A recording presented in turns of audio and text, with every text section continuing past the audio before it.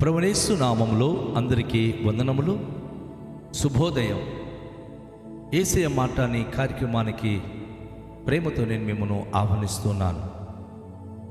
ఈ దినము యేసయ్య పలికిన మాటలు మత్తయి సువార్త 22వ అధ్యాయము 41వ వచనం నుండి 46 వచనాల వరకు ధ్యానించుకుందాం.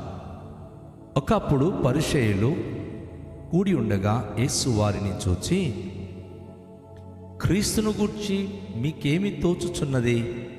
ఆయన ఎవరి కుమారుడని అడిగాను. వారు ఆయన దావీదు కుమారుడని చెప్పిరి.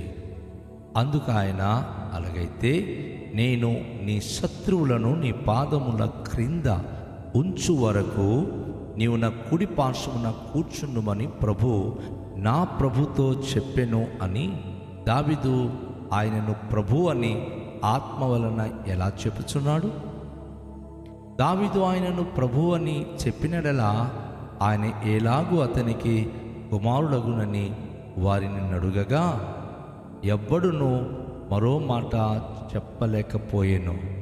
మరియు ఆ దినము నుండి ఎవ్వడునూ ఆయనను ఒక ప్రశ్నయో అడగ తెగింపలేదు.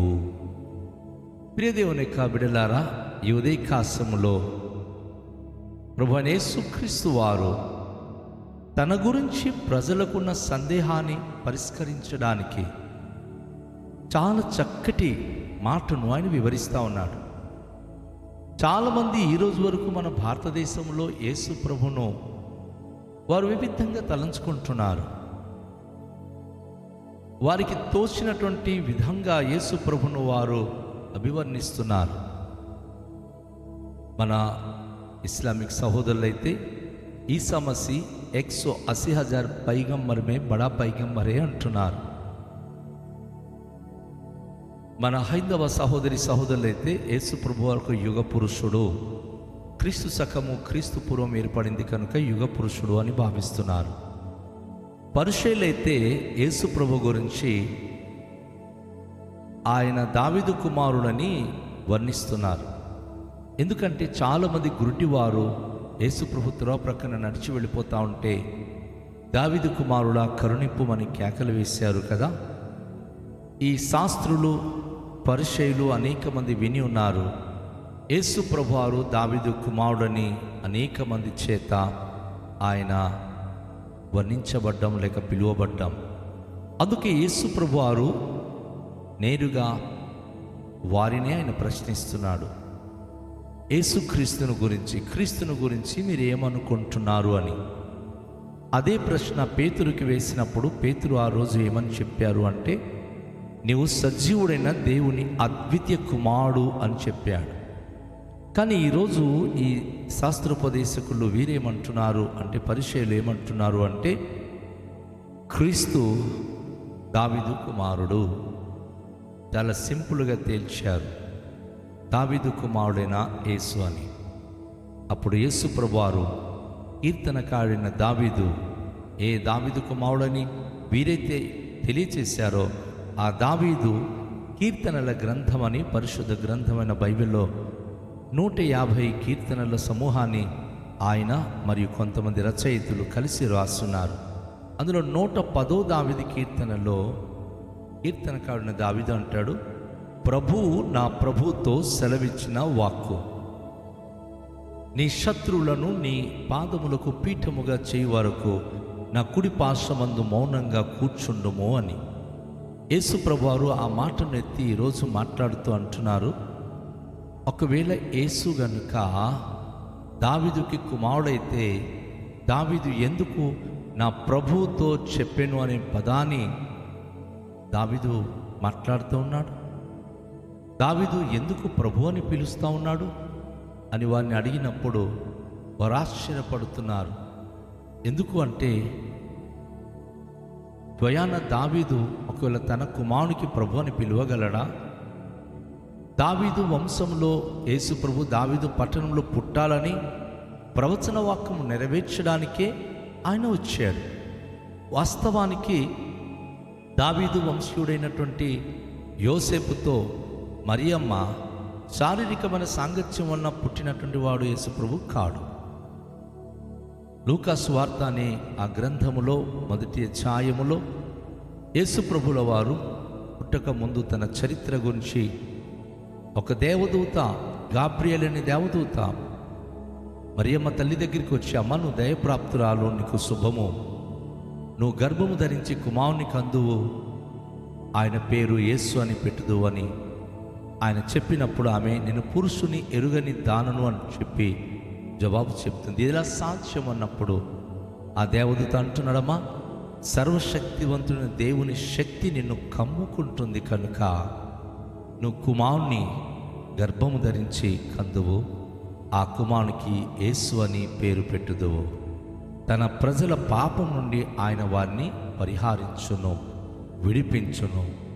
నా సహోదరి, నా సహోదరుడా, ఈరోజు మనం గమనిస్తున్నప్పుడు యేసు ప్రభువారు దావీదు కుమారుడుగా అయితే పరిసయ్యులు, శాస్త్రులు వర్ణించారు. కానీ యేసయ్య ఖండించి దావీదు వంశములో యోసేపు మరియమ్మలను ఆయన వాడుకొని వారి గర్భం నుంచి పుట్టాడే కానీ యోసేపు వలన మరియమ్మ గర్భవతి కాలేదు.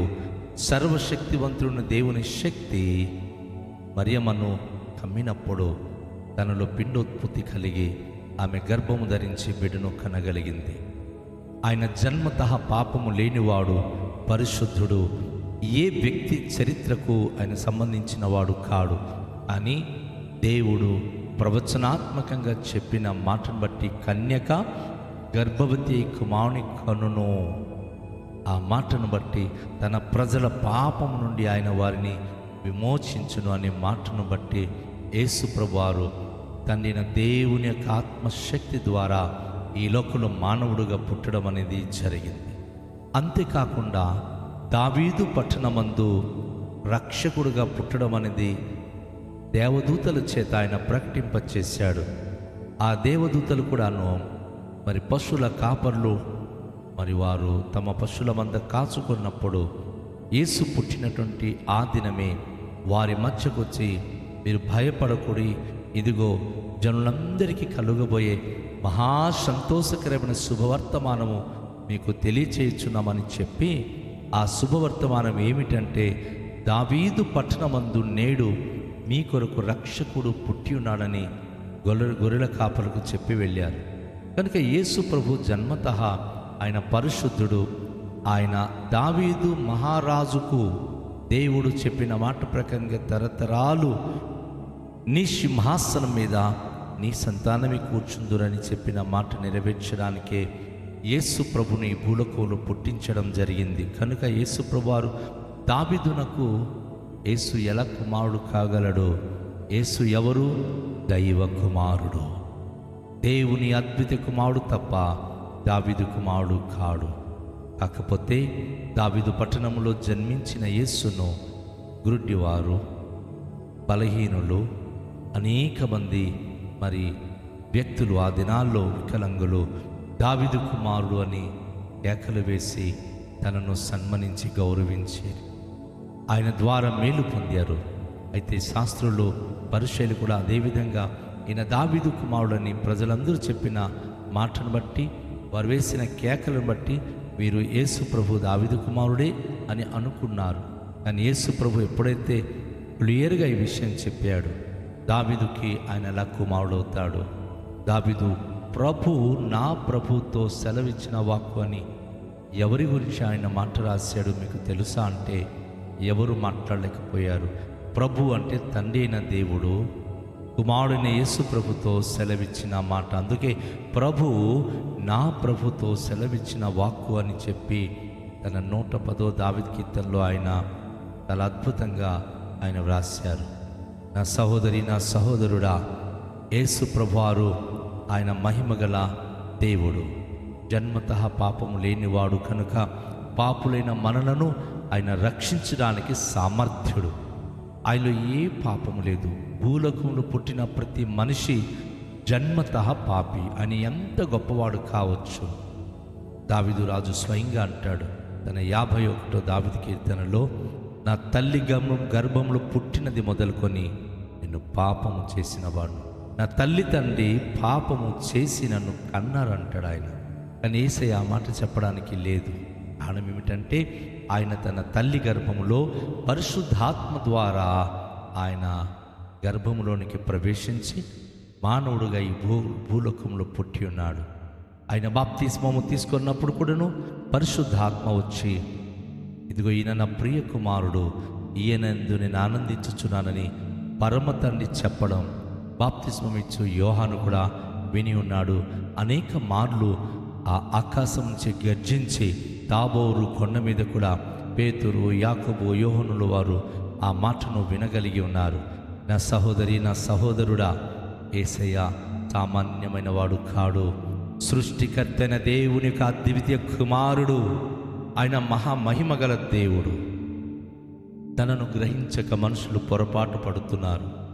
ఆయనను గ్రహించడానికి నీలో విశ్వాసం కావాలి. మనోనేత్రములు తెరవబడాలి. ఆయన సామాన్యమైన వ్యక్తి కాడు.